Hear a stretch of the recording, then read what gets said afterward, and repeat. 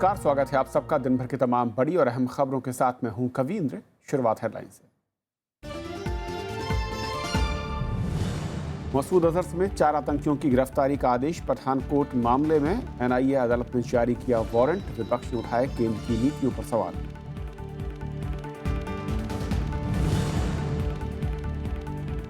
Srinagar NIT में लगातार 8वें दिन तनाव। छात्रों ने फिर निकाला मार्च। उप मुख्यमंत्री ने कहा, संस्थानों में नहीं होनी चाहिए राजनीतिक दखलंदाजी।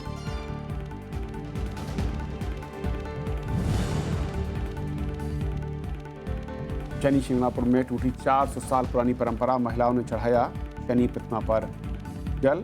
भूमाता ब्रिगेड ने बताया महिला शक्ति की जीत।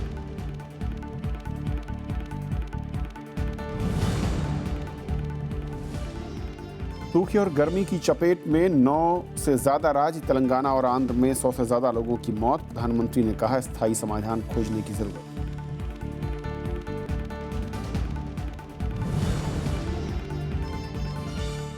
असम में बीजेपी और कांग्रेस का धुआंधार प्रचार। प्रधानमंत्री ने कांग्रेस से मांगा 15 साल का हिसाब। राहुल गांधी ने कहा, केंद्र की कथनी और करनी में फर्क।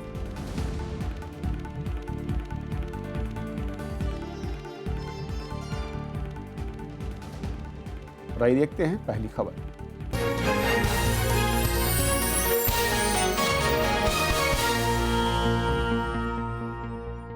प्रधानमंत्री ने असम में जनता से रिमोट कंट्रोल से चलने वाली सरकार न बनाने की अपील की है। उन्होंने आज राज्य के राहा, रागिया संस्थान और सरभोग गुवाहाटी में रैलियां की और बीजेपी के पूर्ण बहुमत की वहां लोगों से वोट देने की अपील की। असम में दूसरे दौर का प्रचार करने पहुंचे प्रधानमंत्री नरेंद्र मोदी ने राज्य की कांग्रेस सरकार से पिछले 15 साल का हिसाब मांगा। उन्होंने राज्य सरकार पर रिमोट कंट्रोल से चलने का आरोप लगाया और कहा कि देश इसका खामियाजा भुगत चुका है। अगर असम में गलती से भी अस्थिर सरकार बनी तो इस देश को तोड़ने वाली ताकतें उसका भरपूर फायदा उठाने की कोशिश करेंगे। ये बैकसीट ड्राइव से आसाम को बर्बाद होने देना है क्या? ये किसी के हाथ में रिमोट कंट्रोल मत देना मेरे भाइयों बहनों। आसाम में पूर्ण बहुमत की सरकार बनाना। प्रधानमंत्री ने तरुण गोगोई सरकार पर भाई भतीजावाद और भ्रष्टाचार में डूबने का आरोप भी लगाया। उन्होंने कहा कि असम के 2 स्वायत्त परिषद के लिए पैकेज देकर रकम भी जारी की गई है, लेकिन राज्य सरकार न तो योजना बना पाई और न ही खर्च का हिसाब दे पाई। पैसे पड़े हैं, खर्च करने के लिए उनकी तैयारी नहीं है। अगर ऐसी सरकार रही तो पैसे रहते हुए क्या भला होगा गरीबों का भाइयों। और इसलिए जो सरकार उदासीन है उन पर भरोसे से नहीं चल सकती। प्रधानमंत्री ने शारदा चिटफंड घोटाले की बात भी की और कहा कि प्रधानमंत्री जनधन योजना ऐसे फर्जीवाड़ों को रोकने के लिए ही शुरू की गई है। Bureau report, Rajya Sabha TV. उधर कांग्रेस उपाध्यक्ष राहुल गांधी ने आज असम में चुनावी रैली में पनामा पेपर लीक मामले और महंगाई के मुद्दे पर प्रधानमंत्री नरेंद्र मोदी की चुप्पी पर सवाल खड़े किए। उन्होंने राज्य में फिर से कांग्रेस सरकार बनने पर 10 लाख लोगों को रोजगार देने और गरीबों को मुफ्त इलाज का वादा किया। असम में दूसरे दौर के लिए चुनाव प्रचार चरम पर पहुंच गया है। कांग्रेस उपाध्यक्ष राहुल गांधी ने शुक्रवार को कई रैलियां की। कमालपुर में उन्होंने काले धन और महंगाई के मुद्दे पर केंद्र सरकार को घेरने की कोशिश की। उन्होंने केंद्र पर कथनी और करनी में फर्क होने का आरोप लगाया। प्याज, आलू, सब्जी सब कुछ महंगी हो गई, मगर नरेंद्र मोदी अपने चुनावी भाषण में अब दाम की बात नहीं करेंगे, अब प्राइसेस की बात नहीं करेंगे। पैसा पड़ा हुआ है, मगर नरेंद्र मोदी जी उसका 1 रुपया दाम कम करने में नहीं डाल रहे हैं। राहुल ने वादा किया कि पार्टी फिर सत्ता में आई तो 10 लाख नौकरियां और गरीबों को मुफ्त इलाज मिलेगा। 10 लाख युवाओं को हम यहाँ रोजगार दिलवाएंगे।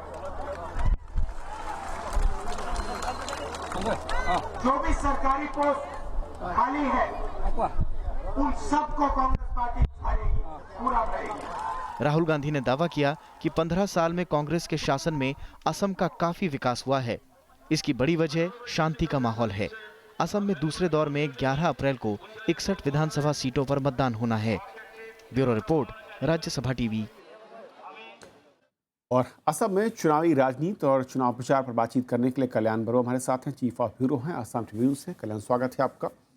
जिस तरीके से मैं देख रहा हूँ कि बीजेपी और कांग्रेस के बीच में इस वक्त शब्दों का वार चल रहा है, कि मैं कहूँ कि तीखे हमले हो रहे हैं, कैसा लग रहा है कि जो दूसरा फेज़ है उस लिहाज से पार्टियों के जो मुद्दे हैं वो राष्ट्रीय स्तर पर वहाँ पर ज़्यादा प्रभावी हो रहे हैं या फिर लोकल फैक्टर ज़्यादा दिख रहे हैं? लोकल फैक्टर ज़्यादा हो रहे हैं फैक्टर्स, क्योंकि ये जो सेकंड फेज़ है तो 11 तारीख को है। इस फेज़ में कांग्रेस के लिए ये फेज़ बहुत क्रिटिकल है।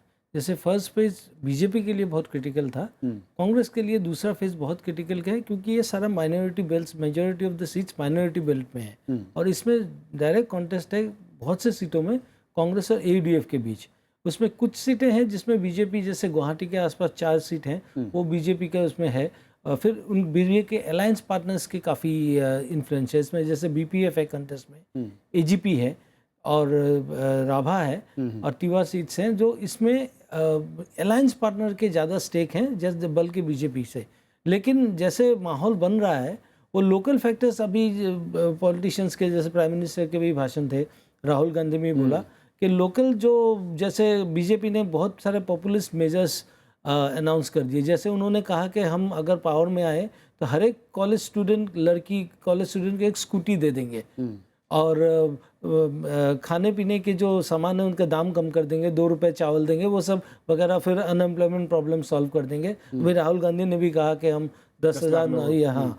तो ये लोकल फैक्टर्स, जैसे बीजेपी ने काफ़ी सारे अट्रैक्टिव स्कीम्स लाए हेल्थ सेक्टर के डेवलपमेंट के लिए, तो इसमें लोकल फैक्टर ज़्यादा ये। और इस पूरी बेल्ट में जहाँ पर अब मतदान होना है, क्या वहाँ पर विकास के लिहाज से या मूलभूत ज़रूरतों के लिहाज से अगर मैं कहूँ, क्या आपको लगता है कि काम हुआ है जिसके चलते जो वोटर है वो कुछ दूसरे मुद्दों पर बाहर निकलेगा, या फिर मूलभूत ज़रूरतों को लेकर ही वो मतदान के लिए बाहर निकलने वाला है?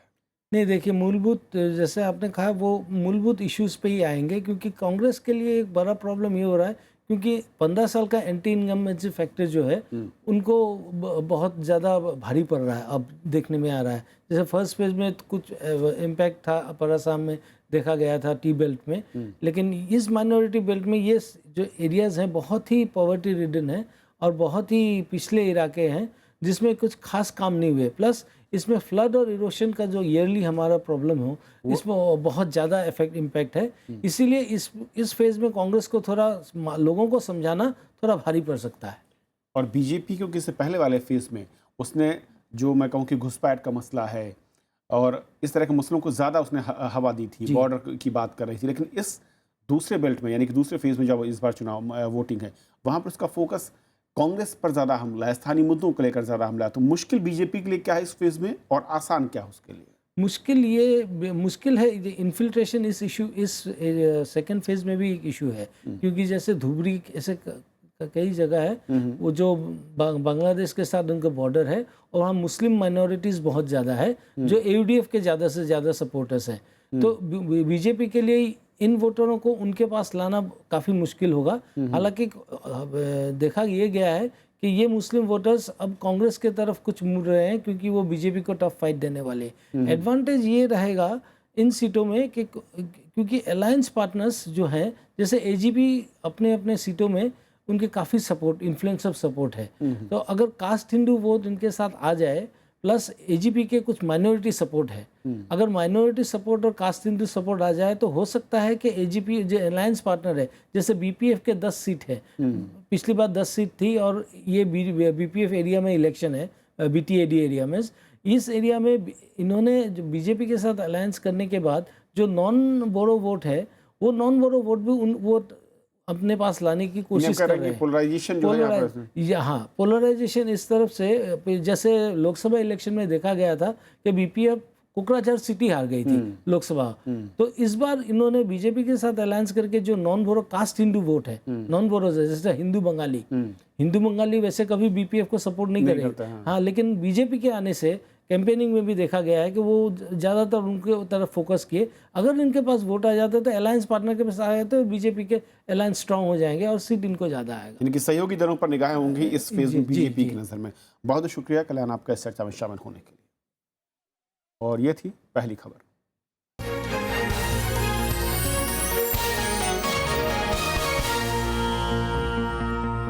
उधर चुनाव तैयारियों का जायजा लेने पहुंची चुनाव आयोग की टीम का तमिलनाडु दौरा पूरा हो गया है। आयोग ने AIADMK, DMK, MDDMK और PMK के साथ बीजेपी और कांग्रेस के कई नेताओं के साथ मुलाकात की है। DMK ने जहां चुनाव प्रचार की समय सीमा को 48 घंटे की बजाय 24 घंटे तक जारी रखने की मांग की।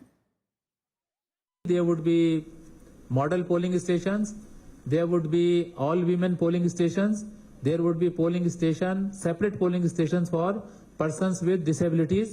This time the important feature is that the polling stations would be in particular accessible polling stations, and there would be some additional facilities for our persons with disabilities.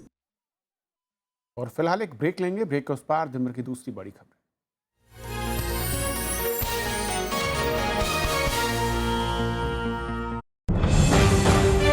5 राज्यों में चुनाव का आगाज। सरकार के काम पर मतदाता की आवाज। राज्यसभा टीवी पर लगातार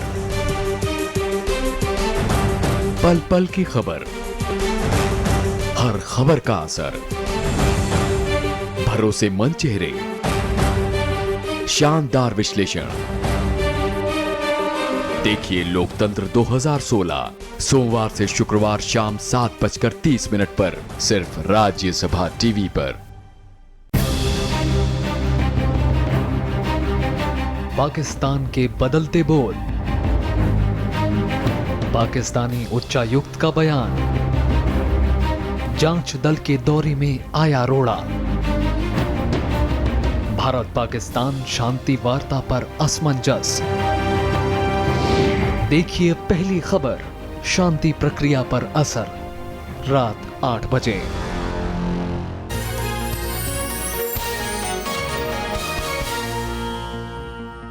संसद का अगला सत्र 25 अप्रैल से शुरू हो रहा है, जिसके 13 मई तक चलने की उम्मीद है। और इसी अवधि में बजट सत्र के दूसरे भाग को चलना था, लेकिन उत्तराखंड में लगे राष्ट्रपति शासन के बाद वित्तीय संकट से निपटने के लिए अध्यादेश लाया जाना जरूरी था, जिसकी वजह से बजट सत्र का सत्रावसान कर दिया गया था।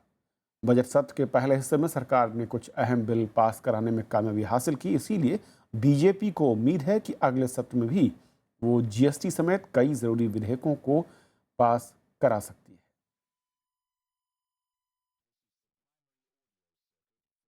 NIA ने जैश ए मोहम्मद के सरगना मौलाना मसूद अजहर के खिलाफ गैर जमानती वारंट जारी किया है। पठानकोट हमले के सिलसिले में यह कार्रवाई हुई है। उधर विपक्ष ने पाकिस्तान नीति पर सरकार से जवाब की मांग की है।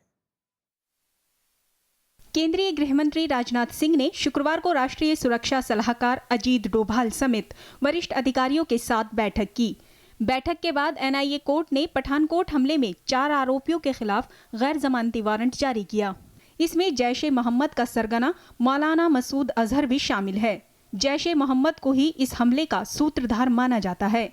भारत ने पाकिस्तान के उच्चायुक्त अब्दुल बासित के बयान पर भी गहरी आपत्ति जताई। इस तरह का बातें नहीं करना चाहिए जिससे दोनों देशों के बीच में संबंध में कोई गड़बड़ी हो, इसलिए सोच समझ करके कहना चाहिए। और हमारा फॉरेन मिनिस्ट्री ने उसको क्लैरिफिकेशन दिया है, जहाँ रेसिप्रोसिटी का बात किया है, उसको लेकर के जो फॉरेन मिनिस्ट्री का स्टेटमेंट है वो सही है। गुरुवार को अब्दुल बासित ने इससे इनकार किया था कि पठानकोट हमले की जांच के लिए NIA के पाकिस्तान जाने पर सहमति बनी थी। उन्होंने दोनों देशों के बीच वार्ता प्रक्रिया स्थगित होने की घोषणा भी की थी। इसके बाद कांग्रेस ने सरकार की पाकिस्तान नीति को लेकर कई सवाल खड़े किए। कांग्रेस ने आरोप लगाया कि UPA के दौरान पाकिस्तान को अलग थलग करने में सफलता मिली थी, लेकिन NDA सरकार ने इस फायदे को गंवा दिया। मोदी जी की जो फ्लिप फ्लॉप या ढुलमुल पाक नीति है, उसके चलते उन्होंने पाकिस्तान को भारत पाक वार्तालाप का एजेंडा निर्धारित करने की इजाजत दे दी है। वहीं अमेरिका ने भारत और पाकिस्तान को बातचीत कर तनाव घटाने की नसीहत दी है। अमेरिका ने कहा कि दोनों देश सहयोग के जरिए एक दूसरे की मदद कर सकते हैं। Bureau report, Rajya Sabha TV. Srinagar NIT में एक हफ्ते से जारी तनाव कायम है। दूसरे राज्यों के छात्रों और परिजनों का विरोध प्रदर्शन भी जारी है। राज्य सरकार ने छात्रों को पूरी सुरक्षा देने का भरोसा दिलाया है, तो केंद्र सरकार ने जम्मू कश्मीर सरकार से दोषियों के खिलाफ कार्रवाई करने को कहा है। श्रीनगर एनआईटी में लगातार दूसरे दिन गैर कश्मीरी छात्रों ने प्रदर्शन किया। वो एनआईटी को कश्मीर से बाहर शिफ्ट करने की मांग कर रहे हैं। वहीं दूसरी ओर कश्मीरी छात्रों ने आंदोलन को राजनीति से प्रेरित करार दिया है। उन्होंने एचआरडी मंत्रालय की टीम को ज्ञापन देकर गैर कश्मीरी छात्रों की मांगों का विरोध किया है। जो इनकी डिमांड्स है वो जायज डिमांड्स नहीं है कि एनआईटी को शिफ्ट करो, लोकल टीचर्स को रिजाइन करने पे मजबूर करो, फ्लैग होइस्ट करो। ये चीजें यहाँ पर नहीं होंगी। ये पॉलिटिकली डिस्टर्ब्ड एरिया है, यहाँ पर ऐसी चीजें नहीं हो सकती हैं। श्रीनगर एनआईटी में गैर कश्मीरी छात्रों पर पुलिस के लाठीचार्ज का विरोध जारी है। छात्रों के परिजनों ने जम्मू और जयपुर में अपने बच्चों की सुरक्षा और दूसरे एनआईटी में शिफ्ट करने की मांग की। ये हमें ये डर लगता है हमारे बच्चों से कहीं कुछ और न हो जाए जो हम बर्दाश्त न कर पाए, इसलिए हम चाहते हैं हमारे बच्चों को सही सुरक्षा, जो भी ठीक ठाक सब कुछ करें। बच्चों को पहले सुरक्षा मुहैया कराई जाए और बच्चों को होम एनआईटी में भिजवाया जाए। जम्मू कश्मीर के उप मुख्यमंत्री निर्मल सिंह ने श्रीनगर एनआईटी में राजनीतिक दखल के आरोपों को खारिज किया है।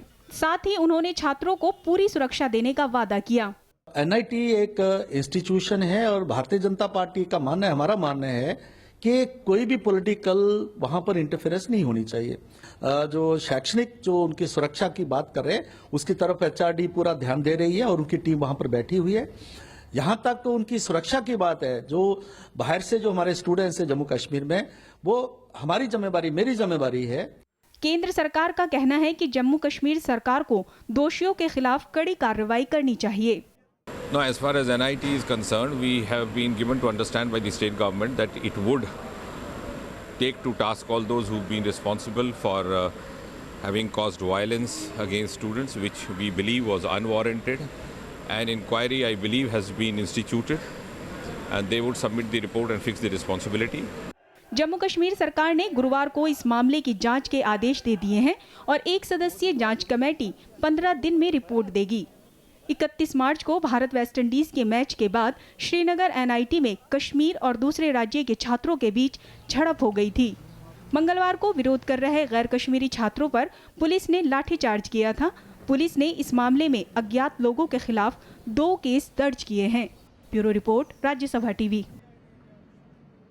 शनि शिंगणापुर मंदिर में महिलाओं के पूजा करने का मामला सुलझ गया है। मंदिर के ट्रस्ट का कहना है कि वो अदालत के फैसले का सम्मान करते हैं और उन्होंने फैसला लिया है कि महिलाएं भी इस चबूतरे पर पूजा कर सकती हैं। हालांकि चबूतरे पर पूजा करने पर लगी रोक के बावजूद कई पुरुषों ने गुड़ी पड़वा के मौके पर जबरन वहां पर पूजा की।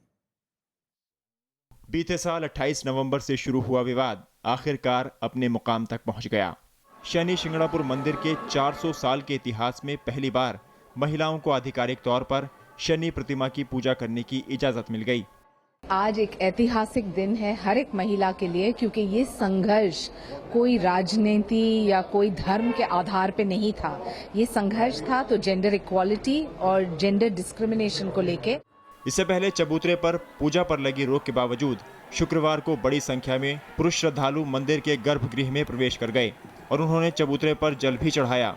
इसके बाद मंदिर ट्रस्ट ने सभी को पूजा की मंजूरी दे दी। आज पाड़व के दिन में ये लोगों ने पानी ऊपर डाल दिया तो पुरुष ऊपर गए तब तक स्त्री ऊपर जा सकती है। ये बारे में हाईकोर्ट का निकाल के बारे में हम समिति ने ऐसा निर्णय किया कि सबको मंदिर खुला कर दे। मुख्यमंत्री देवेंद्र फडणवीस ने फैसले का स्वागत किया है।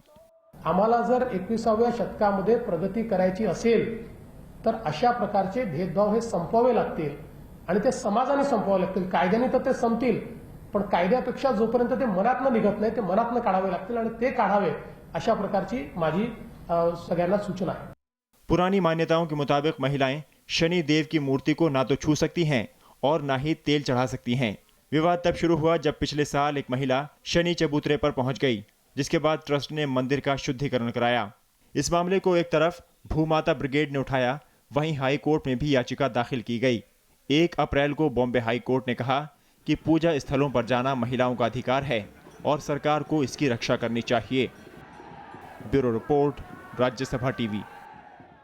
महाराष्ट्र समेत देश के कई राज्य सूखे और पानी की कमी से जूझ रहे हैं। महाराष्ट्र सरकार की कोशिशों के बावजूद लातूर में लोगों को पानी नहीं मिल रहा। वहीं मध्य प्रदेश के टीकमगढ़ में पुलिस पानी बांट रही है। इस बीच प्रधानमंत्री नरेंद्र मोदी ने कहा है कि केंद्र सरकार सूखे से निपटने के लिए स्थायी समाधान पर काम कर रही है और खेतों तक पानी लाने के लिए योजनाएं बनाई जा रही हैं। सूखा पीड़ित महाराष्ट्र में पानी ने लोगों के दिन का सुकून और रातों की नींद छीन ली है। लातूर में लोग रात भर पानी के इंतजार में बैठे रहते हैं और जो भी साधन मिलता है उससे पानी लाने में जुट जाते हैं। कोई हाथ का ठेला तो कोई ऑटो में बर्तन रखकर पानी की तलाश में निकल पड़ता है। नींद आ रही फिर भी यहाँ पे काम करके पानी के लिए आना पड़ रहा है। बहुत परेशानी हो रही काम के लिए और पानी मिल नहीं रहा है पीने के लिए। 7 बजे आए, 2 बजे नंबर आया है, अभी घर जाना है। कब आराम करना और कब उठना और कब काम पे जाना और कब पकाना करना। बहुत परेशानी हो रही काम। लातूर और परभणी में पानी वाली जगहों पर धारा 144 लागू है। वहीं जलाशयों की सुरक्षा के लिए पुलिस को तैनात किया गया है। टैंकर के जरिए पानी बांटने वाले कर्मचारियों का कहना है कि धारा 144 लगने से उनके साथ झड़प के मामले कम हुए हैं। पॉइंट बना के दिए हुए हमको, उसका एक बुक है, हम उस हिसाब से वो पॉइंट पे भिजा देते सर। नहीं कोई भी लफड़ा नहीं, बहुत आराम से सब काम अच्छा अपने टाइम पे हो रहा है। टैंकर भी बराबर टाइम पे पहुंच रहे हैं, किसी की शिकायत भी नहीं है हमको। धार्मिक नगरी नासिक में देश भर से आने वाले श्रद्धालु भी पानी की किल्लत से जूझ रहे हैं। रामकुंड में नाम मात्र का पानी बचा है।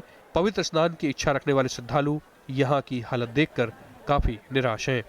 लेकिन यहाँ पर देख करके बहुत दुखी हुए और हमने सोचा था स्नान करेंगे, यहाँ स्नान करने की कोई जगह नहीं है। मध्य प्रदेश के टीकमगढ़ में तो पुलिस वालों को पानी बांटने में लगाया गया है। थाने के बोरवेल के जरिए पानी की सप्लाई की जा रही है। 9 बजे से 9:30 से 12 बजे तक सुबह और 6 से 8 शाम को ड्यूटी लगी है पुलिस वालों की, जो भी लड़ाई वगैरह ना हो बे, इसलिए हम बर्तन रखा देते हैं और सबको बाहर कर देते हैं और पानी हमारे पुलिस वाले भर देते हैं, फिर वो अपने बर्तन उठा ले जाते हैं। वहीं छतरपुर जिले के ग्रामीण इलाकों में पानी की भारी किल्लत है। महिलाएं कई किलोमीटर चलकर जंगल से पानी ढोकर लाने को मजबूर हैं। लोगों का पूरा दिन पानी जुटाने में निकल जाता है। देश के 9 से ज्यादा राज्य भीषण सूखे और पानी की कमी से गुजर रहे हैं। गर्मी के मौसम में हालात और बिगड़ते जा रहे हैं। Bureau report, Rajya Sabha TV. तो पानी की किल्लत है और बढ़ता पारा मुश्किलें और बढ़ा रहा है। मध्य और दक्षिण भारत में गर्मी से बुरा हाल है। तेलंगाना और आंध्र प्रदेश के 100 से ज़्यादा लोगों की यहां पर अब तक गर्मी के चलते जान जा चुकी है। कई राज्यों में पारा अब 40 को पार कर चुका है। झुलसा देने वाली गर्मी, 40 डिग्री से अधिक तापमान। मध्य और दक्षिण भारत में मौसम के इस हाल ने कई जिंदगी खत्म कर दी हैं। आंध्र प्रदेश और तेलंगाना में मौत का आंकड़ा 100 से ऊपर पहुंच गया है। आंध्र के कडप्पा और प्रकाशम और तेलंगाना के मेडक और वारंगल जिले में लू का असर सबसे ज्यादा है। We are unable to take our children to the school even. People are feared to come out from the homes, and more of the people are dehydrated and going to die. मौसम विभाग की माने तो फिलहाल इस गर्मी से राहत नहीं मिलेगी। लोगों को दोपहर 12 से 3 बजे तक बाहर नहीं निकलने का सुझाव दिया गया है। आंध्र प्रदेश में सार्वजनिक जगहों पर लोगों को तरल पदार्थ भी दिया जा रहा है। मध्य प्रदेश में दोपहर 1 बजे तक सभी स्कूल बंद करने का निर्देश दिया गया है। वहीं ओडिशा के तटीय इलाकों में लू चलने की चेतावनी जारी की गई है।